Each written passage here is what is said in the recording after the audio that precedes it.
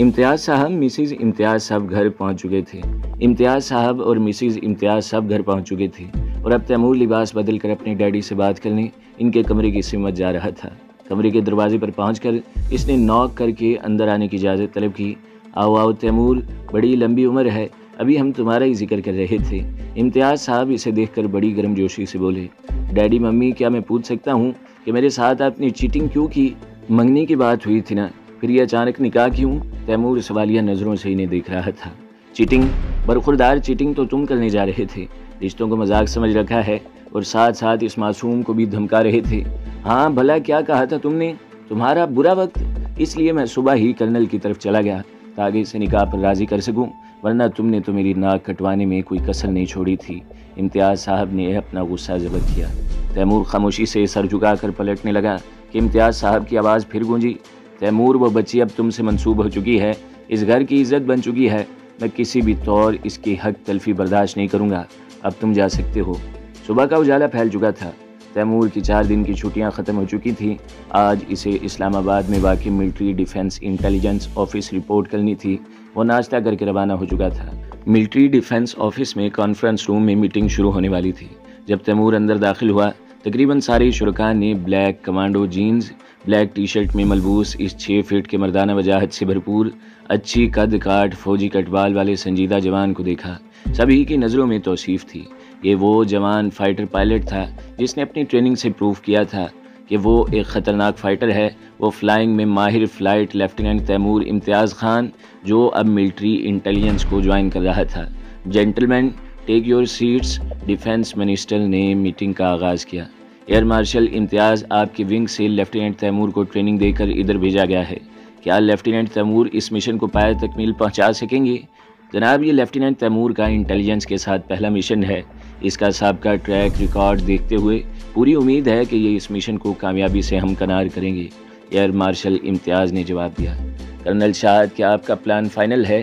Defence minister نے پوچھا۔ جی جناب، ہم سعودیہ بیس سے EC-121 وارننگ سٹار نامی جیٹ پلین استعمال کریں گے۔ یہ ایک جدید چھوٹا اور خطرناک سپائی جیٹ ہے جس سے بڑے آرام سے پہاڑیوں میں بھی لینڈ کیا جا سکتا ہے اور سائز کی وجہ سے اسے چھپانا بھی آسان ہے۔ ہمارے نئے ایجنٹ تیمور اس جیٹ کے ذریعے اسرائیلی پہاڑی پٹی اور غزہ یعنی فلسطینی علاقے میں نچلی پرواز کریں گے۔ ان کے کیمپس کو ٹریس کر کے بیس اطلاع کریں گے اور ضرورت پڑنے پر جیٹ کو محفوظ مقام پر لینڈ کر کے کیمرے بگ بھی ان ٹریننگ کیمپ میں لگائے جائیں گے، جس سے ہمیں ان کی نقل و حرکت کا پتہ چلے گا اور ہماری مشرق وسطیٰ میں تعینات پاک آرمی کی بٹالین ان کے حملوں کو روک سکے گی۔ کرنل شاہ نے تفصیل بتائی جسے تیمور بڑے غور سے سن رہا تھا۔ Permission granted agent lieutenant Taimur, کیا آپ اس مشن کو ایکسیپٹ کرتے ہیں؟ ڈیفنس منسٹر نے سوال کیا۔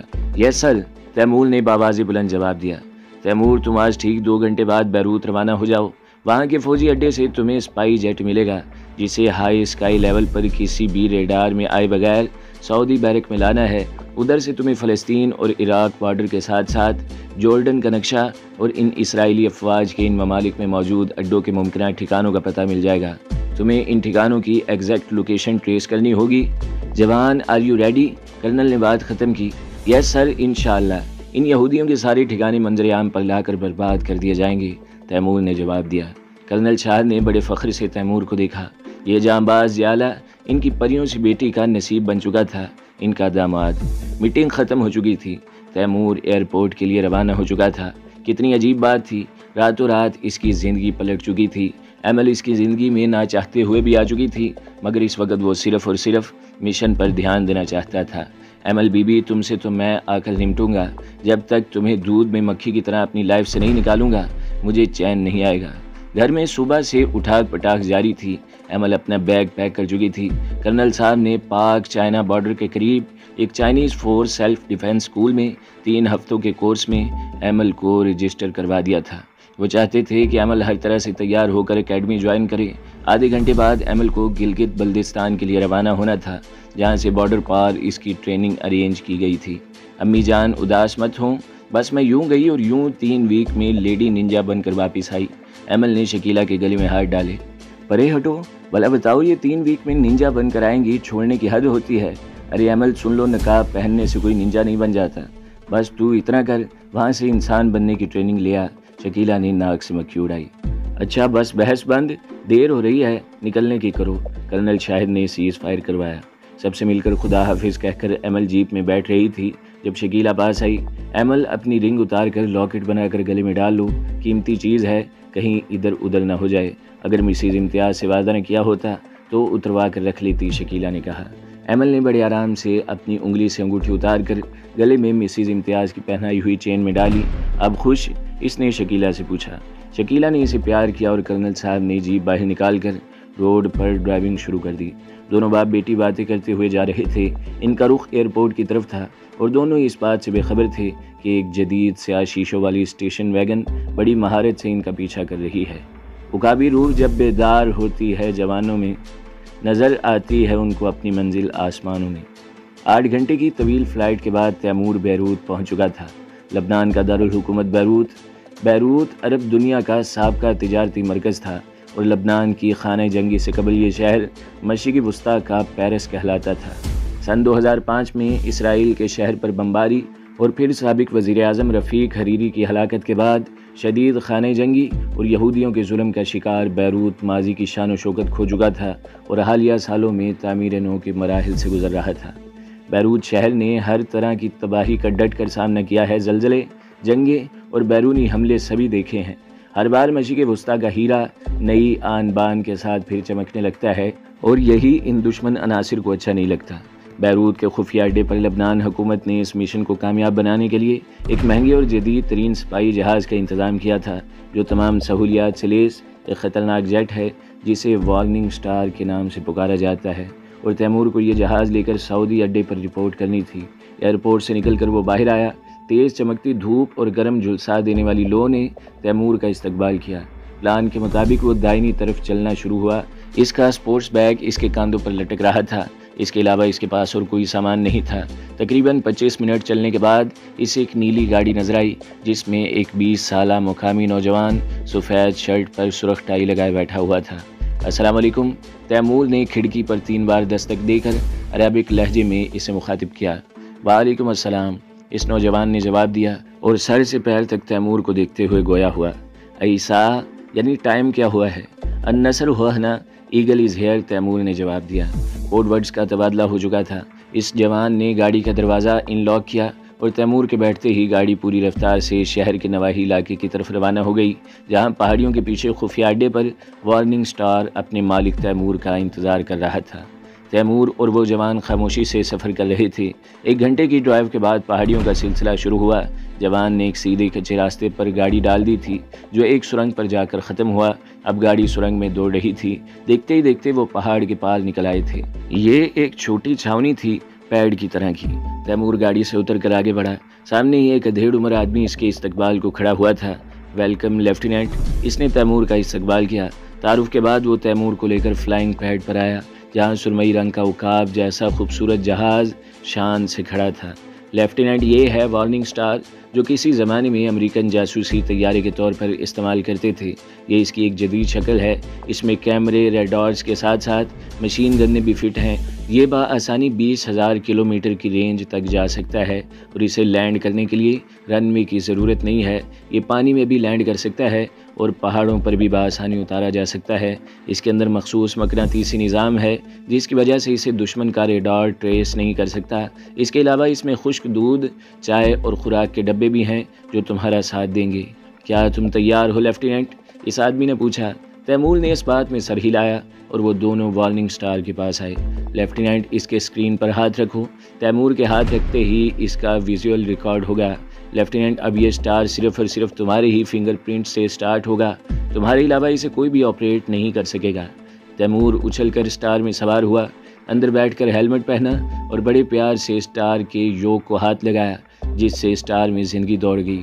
تمام سکرین روشن ہو گئی تھی۔ انجن سٹارٹ ہو چکا تھا۔ حمزہ نے اللہ کا نام لیا اور سٹار کو سیدھا اوپر کی جانب اٹھایا۔ دیکھتے ہی دیکھتے سٹار اوپر اٹھا اور پھر زن سے فضا میں غائب ہو گیا۔ کرنل شاہد اور ایمل ایئرپورٹ پہنچ چکے تھے اور اب بورڈنگ کا انتظار کر رہے تھے۔ ایمل گڑیا، یہ 3 ویک تم نے اپنا پورا فوکس ٹریننگ پر رکھنا ہے۔ میری انسٹرکٹر چاؤ سے بات ہو چکی ہے اور ہاں کوئی شرارت نہیں کرنی، کرنل شاہد نے اسے سمجھایا۔ بابا پریشان مت ہوں، میں اچھے بچوں کی طرح بس اپنی ٹریننگ پر توجہ دوں گی۔ سر چاؤ سے ٹریننگ لینا ایک آنر ہے۔ تھینکس بابا، میری یہ خواہش پوری کرنے کے لیے۔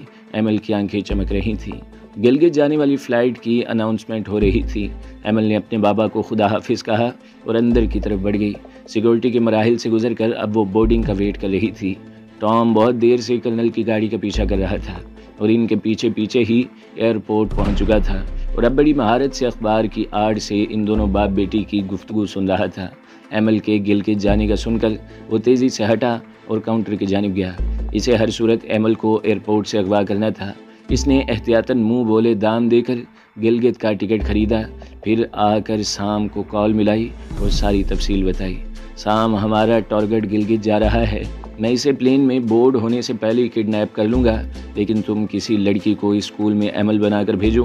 اس طرح 3 ہفتے تک کرنل سمجھے گا اس کی بیٹی ٹریننگ لے رہی ہے اور ہمیں وقت مل جائے گا اس لڑکی کو اسرائیل پہنچانے اور اس کی ویڈیو بنانے کا۔ پھر ہم اچھی طریقے سے اس کرنل کو بلیک میل کر کے نہ صرف پیچھے ہٹنے پر مجبور کریں گے بلکہ اس کی قید میں موجود اپنے ساتھیوں کو بھی چھڑوا لیں گے۔ ٹام نے اپنا شیطانی پلان بتایا۔ فلائٹ اناؤنسمنٹ ہو چکی تھی۔ ٹام بڑے اطمینان سے اپنی جیب تھپتھپاتا اندر کی جانب بڑھا۔ تھوڑی دیر بعد اسے ایمل نظر آ گئی۔ کمر پر ڈوری سے بیگ کسے ہوئے، بلیک جینز پر آسمانی کرتا اور گلے میں مفرل، پیروں میں جوگرز پہنے، سلکی بالوں کی اونچی پونی بنائے گڑیا سی ایمل اس کی نظروں کے عین سامنے تھی۔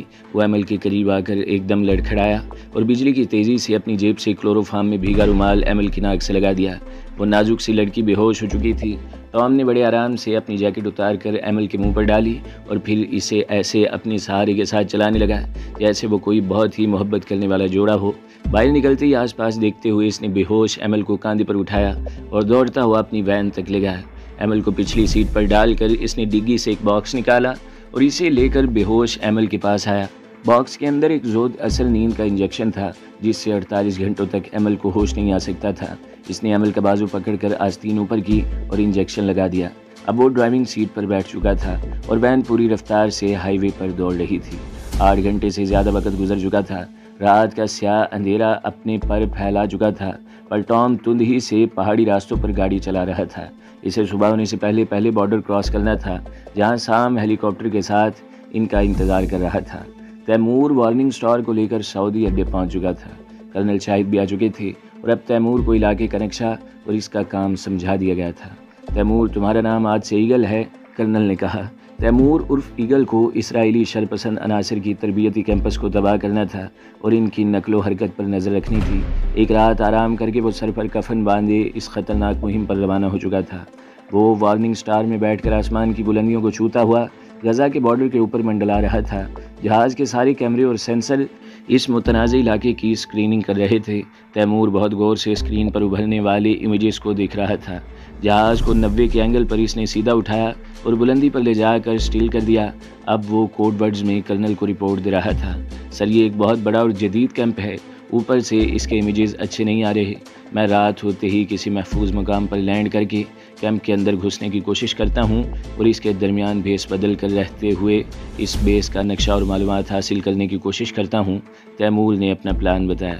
Okay eagle, good plan. احتیاط سے ان کے درمیان گھس جاؤ اور جب بھی کوئی خطرہ محسوس کرو فوراً نکل کر فلائی کر جانا، کرنل نے ہدایات دیں۔ وارننگ سٹار آسمان کی بلندی پر اسٹیل کھڑا تھا۔ اسے آٹو موڈ پر لگا کر حمزہ نے پیچھے مڑ کر ایک چھوٹے سے خانے نما خلا سے میک اپ باکس نکالا۔ اسے اپنا حلیہ بدلنا تھا، ایک یہودی کا روپ دھارنا تھا۔ سب سے پہلے اس نے اسپرے اٹھا کر اپنے سر کے بالوں پر اسپرے کرنا شروع کیا۔ یہ بلونڈ ہیئر اسپرے تھا، سنہرے بال جس کا اثر 1 ہفتے تک رہنا تھا۔ پھر بڑے احتیاط سے اس نے اپنی بھوؤں اور پلکوں کو اسپرے کیا۔ تقریباً 10 منٹ بعد اس کے بال اور پلکیں بالکل سنہری انگریزوں جیسی ہو چکی تھیں۔ اب اس نے نیلے رنگ کے لینز نکال کر آنکھوں میں لگائے۔ اب وہ بالکل بدلا ہوا انسان لگ رہا تھا۔ اپنے حلیے سے مطمئن ہونے کے بعد اب وہ پہاڑیوں میں کوئی محفوظ جگہ ڈھونڈنے لگا تھا۔ رات بہت گہری ہو چکی تھی۔ وہ وارننگ سٹار کو ایک پہاڑ کی غار میں اتار چکا تھا اور اب پیدل غزہ کی اسرائیلی پٹی کی طرف چل پڑا تھا۔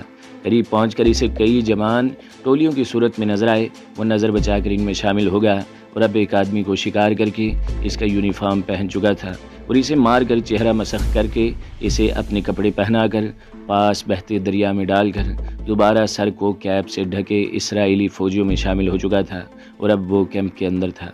نمل کا سر بھاری ہو رہا تھا، آنکھوں کے آگے اندھیرا چھایا ہوا تھا۔ کچھ دیر وہ بالکل بلینک دماغ کے ساتھ بیٹھی رہی، پھر اسے یاد آیا کہ وہ تو ایئرپورٹ پر تھی۔ ایک جھٹکے سے اس نے اٹھنا چاہا پر اٹھ نہیں پائی، اس کے ساتھ بیلٹ بندی ہوئی تھی۔ اب اس نے غور کیا تو سمجھ آیا وہ ایک ہیلی کاپٹر میں تھی اور آگے 2 افراد بیٹھے باتیں کر رہے تھے۔ وہ غور سے ان کی باتیں سننے لگی۔ سام، تم آرام سے اس لڑکی کو دیکھنا، بہت ہی خوبصورت ہے، یہ کرنل کی بیٹی، مت پوچھو کس طرح خود پر قابو رکھ کر اس کو یہاں تک لایا ہوں۔ ٹام میرے دوست، میں نے بھی یہی سنا ہے کہ ان پاکستانیوں کی لڑکیاں بہت خوبصورت ہوتی ہیں، فلسطینی لڑکیاں تو بہت چکھ لیں، اب اس کرنل کی بیٹی کا مزہ لوں گا۔ ویسے ہی اب تک ہوش میں کیوں نہیں آئی؟ 48 گھنٹے تو ہو چکے ہیں تمہارے انجیکشن کو، سام نے پوچھا۔ صبح ہونے والی ہے، کیمپ پہنچنے کے بعد ہوش میں آ جائے گی، پہلے کلوروفارم دیا تھا، پھر انجیکشن، نازک سی تو ہے، لگتا ہے ڈوز زیادہ ہو گئی ہے، ٹام نے جواب دیا۔ ایمل کے رونگٹے ان دونوں کی باتوں کو سن کر کھڑے ہو گئے تھے۔ وہ اغوا ہو چکی تھی لیکن وہ ایک مضبوط اعصاب کی مالک لڑکی تھی۔ اس نے سوچ لیا تھا کہ ان لوگوں کو جو اسے ترنے والا سمجھ کر اٹھا لائے ہیں وہ انہیں لوہے کے چنے چبوا دے گی، بتا دے گی کہ پاکستانیوں کی بیٹیاں صرف خوبصورت ہی نہیں ہوتی بلکہ وقت آنے پر فولاد بھی ثابت ہوتی ہیں۔ دن کا اجالا پھیل رہا تھا، کاپٹر اسرائیلی حدود میں داخل ہو چکا تھا اور اس کا رخ غزہ کی جانب تھا۔ غزہ فلسطین کا ایک علاقہ ہے جس کی سرحد مصر سے ملتی ہے۔ اس علاقے کو اسرائیل نے گھیرے میں لے رکھا ہے اور آج بھی ادھر خون کا بازار گرم ہے۔ پاپائے روم پوپ فرانسس نے کہا ہے کہ فلسطین کے محصور علاقے غزہ کی پٹی سے صرف صدموں کی خبریں آتی ہیں۔ ان کا دوسرا نام صدموں کی جگہ ہے جہاں ایمل کو لے جایا جا رہا تھا تاکہ اس کے باپ کو بلیک میل کر کے فوجی راز اگلوائے جائیں اور اپنے محصور ساتھیوں کو چھڑوایا جا سکے۔ ہیلی کاپٹر پہاڑیوں سے گھری وادی میں پہنچ چکا تھا اور اب نیچے کی طرف ہیلی پیڈ پر لینڈ کر رہا تھا۔ ایمل نے اپنی آنکھیں بند کر کے بے ہوش رہنے کا فیصلہ کیا۔ پہلے وہ حالات کا جائزہ لینا چاہتی تھی۔ اس کا دل زور زور سے دھڑک رہا تھا، مانا کہ وہ ذہنی طور پر بہت مضبوط تھی اور نشانے بازی میں بھی ماہر تھی، پر لڑنا اسے نہیں آتا تھا۔ اس لیے تو کرنل اسے ڈیفنس اسکول بھیج رہے تھے، مگر اب یہ آفت اسے ہر صورت ان لوگوں کے چنگل سے بچ کر نکلنا تھا۔ وہ دل ہی دل میں اللہ سے مدد مانگ رہی تھی، تبھی ایک جھٹکا لگا، ہیلی کاپٹر لینڈ کر چکا تھا۔ ہیلی پیڈ پر لینڈ کرتے ہی سام اور ٹام جمپ لگا کر نیچے اترے۔ سام، تم اندر چلو، اس لڑکی کو میں بیرک میں لے کر آتا ہوں، ٹام نے کہا۔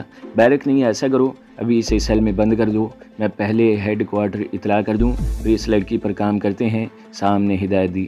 ٹام نے کاپٹر کے پیچھے کا پٹ کھولا اور بے ہوش بنی ایمل کی بیلٹ کھول کر اسے بڑی بے دردی سے کھینچ کر اپنے کاندھے پر ڈالا۔ تکلیف کو برداشت کرتے ہوئے ایمل نے بڑی مشکل سے اپنی چیخ کا گلا گھونٹا۔ پونی میں بندھے ایمل کے بال ٹام کی پشت پر جھول رہے تھے اور وہ اسے لے کر آگے بڑھ رہا تھا۔ راستے میں موجود ٹریننگ کرتے اسرائیلی جوان اسے سیلوٹ کر رہے تھے اور حیرت سے اس کے کاندھے پر جھولتی لڑکی کو دیکھ رہے تھے۔ گراؤنڈ کراس کر کے ٹام اندر بنے بڑی سیل کی جانب بڑھا، دیوار میں نصب کمپیوٹر کو اپنی شناخت کروائی اور اندر داخل ہو گیا۔ یہ ایک سیل تھا، مکمل سفید دیوار، بیچ میں پڑا ایک اسٹریچر نما سفید بیڈ اور ایک سفید کرسی، چادروں کی طرف چندھیا دینے والی روشنی۔ اس سیل میں کوئی کھڑکی نہیں تھی۔ ٹام نے ایمل کو بیڈ پر لٹا دیا تھا۔ چند لمحے وہ بے ہوش پڑی ایمل کو دیکھتا رہا، پھر بڑی بے خودی سے اس کے قریب آیا، چہرے پر آئی لٹ کو اپنی انگلی سے ہٹایا۔ اب ایمل کا خوبصورت چہرہ اس کے سامنے تھا، گلابی چہرہ، گھنی پلکیں، قدرتی سرخ ہونٹ۔ ٹام کے صبر کا پیمانہ لبریز ہو رہا تھا، وہ اسے چھونا چاہتا تھا، سام سے پہلے خود اس لڑکی کو محسوس کرنا چاہتا تھا۔ اس سے پہلے کہ وہ جھک کر اپنی خواہش پوری کرتا کہ تیز سائرن کی آواز سنائی دی، وہ تیزی سے سیدھا کھڑا ہوا اور دوڑتے ہوئے باہر نکل گیا۔ تو دوستو، اگلی قسط سننے کے لیے ہمارے چینل کو ضرور سبسکرائب کریں، ویڈیو کو لائک کریں اور بیل کے آئیکن پر بھی کلک کر دیں تاکہ ہر جو آنے والی ویڈیوز ہیں وہ آپ کو سب سے پہلے ملتی رہیں۔